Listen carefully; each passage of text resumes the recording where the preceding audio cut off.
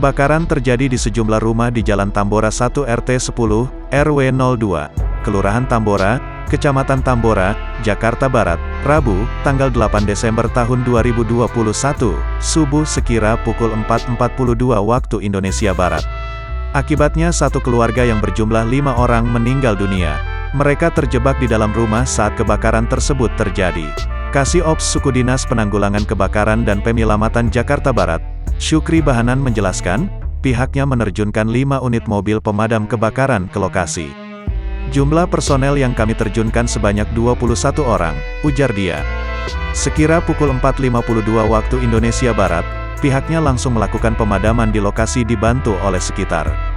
Kemudian pukul 5.35 waktu Indonesia Barat, pihaknya berhasil memadamkan api dan pukul 5.40 waktu Indonesia Barat selesai melakukan pendinginan. Diduga penyebab kebakaran di sana karena konsleting listrik pada rumah warga, kata dia. Sekeluarga yang meninggal katanya adalah sepasang suami istri, 2 anak mereka, serta orang tua dari istri. Total secara keseluruhan ada 4 rumah yang terbakar di sana dan ada 11 sepeda motor serta 3 mobil. Kasus ini ditangani oleh Polsek Tambora dan semua korban sudah dievakuasi, jelasnya.